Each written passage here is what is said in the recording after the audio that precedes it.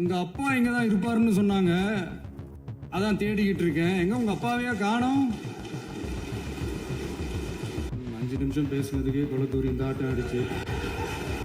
இப்பவும் சொல்றேன், மக்கள் பணத்துல இருந்து ஒரு பைசா கூட தொடமாட்டோம், தொடவும் விடமாட்டோம், தொட்டா விடமாட்டோம், இதுக்கு முன்னாடி தொட்டவங்களையும் விடமாட்டோம். இங்க இருக்கிற நிறைய பேரு நடுங்கி போய் இதுல நம்ம மேல அவதூறு வேற. நாங்க தான் அனுப்பி வச்சோம்னா புரியலையே.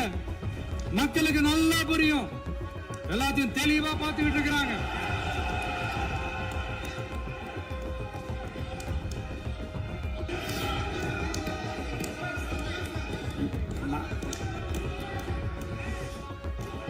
நான் ஏன் கொஞ்சம் சவுண்டா பேசுறேன் அப்படின்னா அவங்களுக்கு கேட்கணுன்றதுக்காக தப்பா எடுத்துக்காங்க. டாஸ்மாக் மாதிரியே பல டிபார்ட்மெண்ட்லயும் மறுபடியும் சொல்றேன், கட்சி நிதின்ற பேர்ல அடிச்ச கொள்ளைய ஒன்னா கவர்மெண்டோட கஜானாக்குள்ளேயே கொண்டு சேர்த்துக்கிட்டே இருக்கிறாங்க.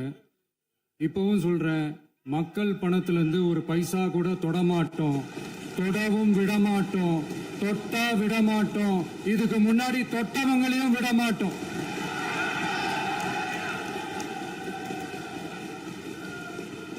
ஒவ்வொரு ஊழலா வெளியில வரும் போலே, ஒவ்வொரு வேஷமா கலைஞ்சிரும் போல இங்க இருக்கிற நிறைய பேரு நடுங்கி போய் இதுல நம்ம மேல அவதூறு வேற. இப்ப புதுசா ஒரு வெப்பன் ஒண்ணு கொண்டு வந்திருக்காங்க. அது என்ன தெரியுமா? அவங்க தயவால தான் நம்ம ஆட்சி நடக்குதான். மக்கள் தயவால இந்த ஆட்சி நடந்துகிட்டு இருக்கு. மனசாட்சி உள்ள சக்திகளோட ஆதரவால இந்த ஆட்சி நடந்துகிட்டு இருக்கு.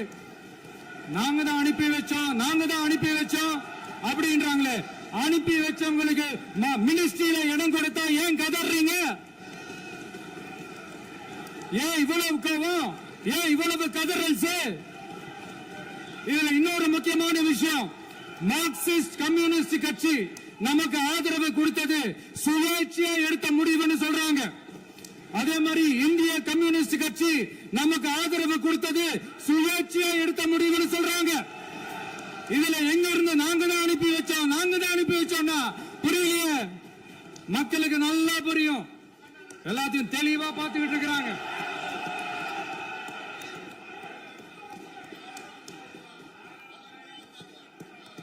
முதலமைச்சர் கண்டிப்பா பண்ணலாம். மாண்பு முதலமைச்சர்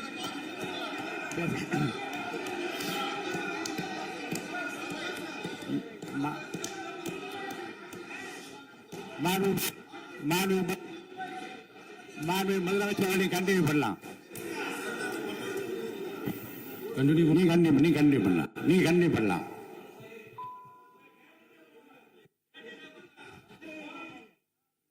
இந்த சமூக நீதி அரசுன்னு சொல்றவங்களை பார்த்து கேட்கிறேன், நம்ம பட்டியலின சகோதரர்களுக்கு எத்தனை அமைச்சர் பதவி கொடுத்தீங்கன்னு கொஞ்சம் சொல்ல முடியுமா? ஆனா நம்மளுடைய அரசுல 8 அமைச்சர் பதவிகள் யாருக்கு? நம்ம பட்டியலின சகோதரர்களுக்கு. எல்லாம் நம்ம அண்ணன், நம்ம தம்பி, நம்ம தங்கச்சிங்க. அண்ணல் அம்பேத்கர் அவர்களுடைய கிட்டத்தட்ட 100 ஆண்டு கால கனவு இப்ப நிறைவேறி இருக்கு. நான் ஏன் கொஞ்சம் சவுண்டா பேசுறேன் அப்படின்னா அவங்களுக்கு கேட்கணுன்றதுக்காக தப்பா எடுத்துக்காது.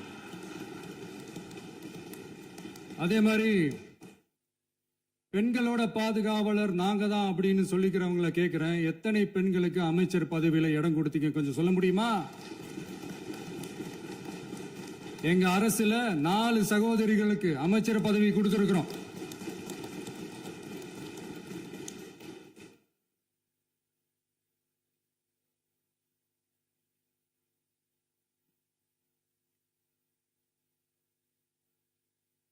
அதனால மக்களால் நிராகரிக்கப்பட்டு மக்களால் அகற்றப்பட்டவங்களுக்கு ஒண்ணு சொல்லிக்கிறோம், தப்பே செய்ய மாட்டோம், ஊழலே செய்ய மாட்டோம், நேர்மையா தான் இருப்போம், நியாயமா தான் இருப்போம் அப்படின்னு சொல்றவங்களால மட்டும்தான் கூட்டணி ஆட்சி அமைக்க முன்வரும். ஆட்சியிலையும் பங்கு, அதிகாரத்திலையும் பங்கு கொடுக்க முன் வரும். ஊழல்லையே ஊறி போனவங்களால இந்த கூட்டணி ஆட்சியோ ஆட்சியிலையும் பங்கோ அதிகாரத்திலையும் பங்கு கொடுக்க முன் வராது. மெஜாரிட்டி இருந்தாலும் தரமாட்டாங்க, மெஜாரிட்டி இல்லைனாலும் தரமாட்டாங்க. கேட்டா ரெடிமேடா ஒரு பதில் ஒண்ணு வச்சிருப்பாங்க, கூட்டணி ஆட்சியை மக்கள் விரும்ப மாட்டாங்கன்னு. அதே மக்கள் தான் இப்ப அவங்கள பார்த்து சிரிக்கிறாங்க. நான் பதவி ஏத்த அன்னைக்கு கொஞ்சம் டைம் அவகாசம் கேட்டேன்.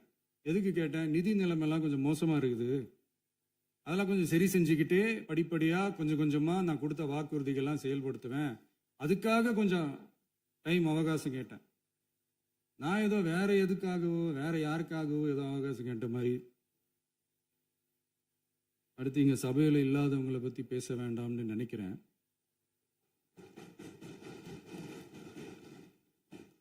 இங்க நம்மளை பத்தி அவதூறு பரப்புறதோட மட்டும் இல்லாம இப்ப நம்ம மக்கள் மேலேயும் அவதூறு பரப்ப ஆரம்பிச்சுட்டாங்க.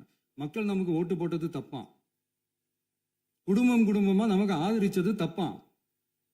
இது இப்போ இல்ல, நான் சொல்றது எம்ஜிஆர் அவர்கள் காலத்திலிருந்தே. அப்பவே அவர் ஜெயிச்சப்போ அதே மக்களை தப்பு தப்பா பேசுறது. மக்கள் என்ன பண்ணிட்டாங்க, எம்ஜிஆர் என்ன பண்ணிட்டாரு, எம்ஜிஆர் என்ன இது பண்ணிட்டாரு.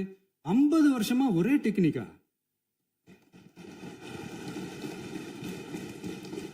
டெக்னாலஜி எல்லாம் மாறி வேற எங்கேயோ போயிட்டு இருக்கு பஸ். இதுல கொஞ்சம் டெக்னிக்காச்சும் கொஞ்சம் மாத்தினா கொஞ்சம் நல்லா இருக்கும்.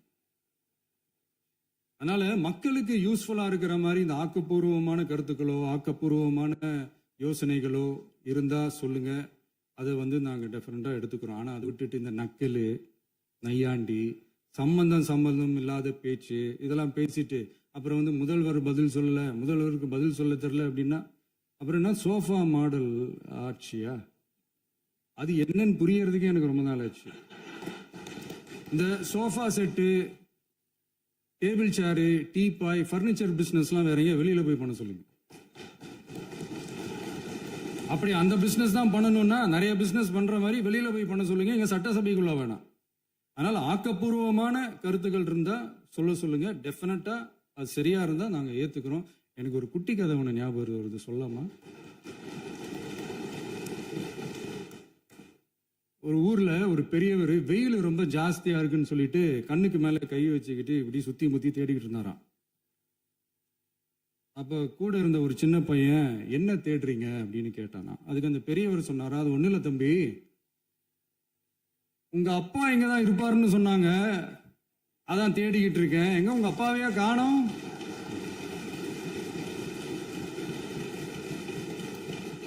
இல்ல அந்த எங்களுக்கும் நக்கலா நையாண்டியா சம்பந்தம் இல்லாத குட்டி கதை இதெல்லாம் எங்களுக்கும் பேச தெரியும்.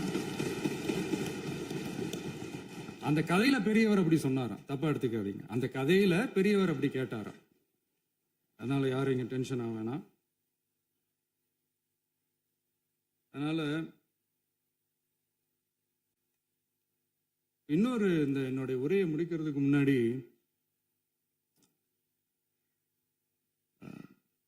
போயிட்டாங்க, பேசலாமா? சரி, உங்க கருத்துக்களை நீங்க முழுமையாக மன நிறைவோடு பேசலாம். டிவியில் சரி, அதான் 5 நிமிஷம் பேசினதுக்கே கொளத்தூரி இந்த ஆட்டம் அடிச்சு பேசுனா அப்புறம் என்ன பண்றது?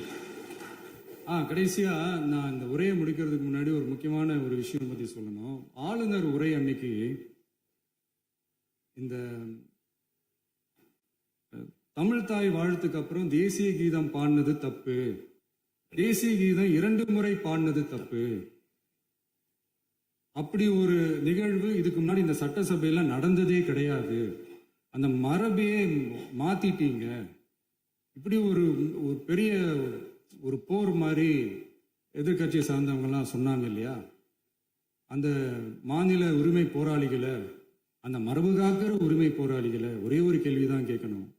2021 ஆகஸ்ட் 2 ஞாபகம் இருக்கா? Centenary celebration of Tamil Nadu legislature. அந்த ஃபங்க்ஷன்ல நம்ம முன்னாள் முதலமைச்சர் கருணாநிதி அவர்களோட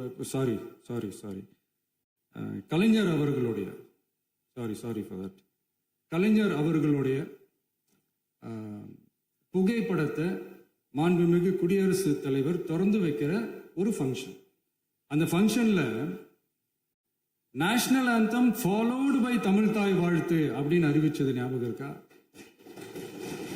அதாவது தேசிய கீதத்துக்கு அப்புறமா இரண்டாவது முறையா, நோட் திஸ் பாயிண்ட் மாண்புமிகு பேரவைத் தலைவர் அவர்களே, ப்ளீஸ் நோட் திஸ் பாயிண்ட். தேசிய கீதத்துக்கு அப்புறம் இரண்டாவது முறையாக தமிழ் தாய் வாழ்த்து பாடப்படும் அப்படின்னு சொன்னது ஞாபகம் இருக்கா? அதுவும் முத்தமிழ் அறிஞர் அப்படின்னு சொல்ற நம்ம கலைஞர் அவர்களுடைய அந்த புகைப்படம் வெளியிட்டு விழாவில் அவர் இருந்த இதே சபையில தமிழ இரண்டாவது இடத்துக்கு தள்ளினது யாருன்னு ஞாபகம் இருக்கா? அது மட்டும் இல்ல, அந்த தேசிய கீதத்தை நாட்டுப்பண் நேஷனல் ஆந்தம்னு சொல்லி அதே ஃபங்க்ஷன்ல கடைசியா ஃபங்க்ஷன் முடியும் போது செகண்ட் டைம் தேசிய கீதம் பாடினதும் ஞாபகம் இருக்கா? இதே அவையில் தான், அது அவை குறிப்பிலும் இருக்கிறது, இதே அவையில் தான் நடைபெற்றது. இந்த தக்க நேரத்தில் இந்த ஆதாரங்களை அளித்த மாண்பு முதல் அவர்களுக்கு நன்றியை தெரிவித்துக் கொள்கிறேன். ஏதாவது டவுட் இருந்தா இந்த புக்கை பார்த்து தெரிஞ்சுக்கலாம். அதனால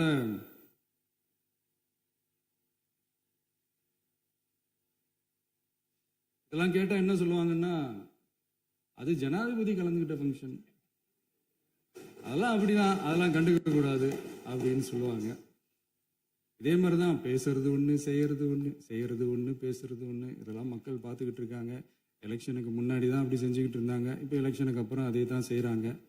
இந்த விஜயையும் சாமானியர்களின் உண்மையான சமூக நீதி அரசையும் அவமானப்படுத்துறதுக்கு தான் அவங்களோட அந்த பொலிட்டிக்கல் சீனியாரிட்டி அது பயன்படுத்துது போல. சரி, செய்யட்டும் செய்யட்டும், நல்லா செய்யட்டும். இப்போ ஆனாலும் நம்மளுடைய மாநில உரிமை, மொழி உரிமை, உத்தம உத்தரர் போல வேஷம் போடுற எதிர்கட்சிக்கு ஒன்றை மட்டும் ஆணித்தரமாக சொல்றோம். உங்களை மாதிரி தமிழ் தமிழ்னு சொல்லிக்கிட்டு, மொழி, பண்பாடு, கலாச்சாரம்னு சொல்லிக்கிட்டு ரெட்டை வேஷம் போடுறவங்க நாங்க கிடையாது. உலகெங்கும் வாழும் என் தமிழ் சொந்தங்களுக்கு நம்முடைய உத்தரவாதம் தமிழ் தான் எங்க உயிர் நாடி அப்படின்றத மறக்க மாட்டோம்.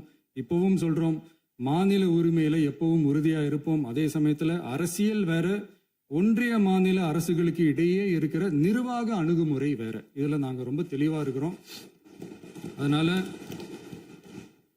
எங்களுக்கு பாடம் எடுக்கிறதா நினைச்சுக்கிட்டு உங்க வேஷத்தை நீங்களே கொஞ்சம் கொஞ்சமா கலைச்சிக்கிட்டே வர்றீங்க, மறந்துடாதீங்க.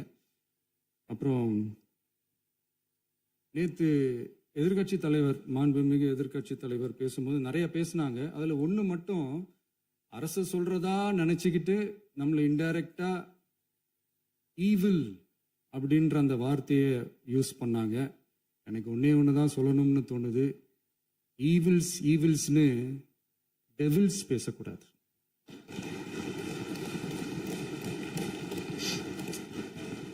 அவங்க இருந்திருந்தா ஒரு ஆக்ஷன் பண்ணணும்னு எனக்கு தோணுச்சு. எல்லாரும் போயிட்டாங்க. பர்மிஷன் பண்ணலாமா? இப்பவும் பண்ணலாம், ஒன்றும் தப்பு இல்லை.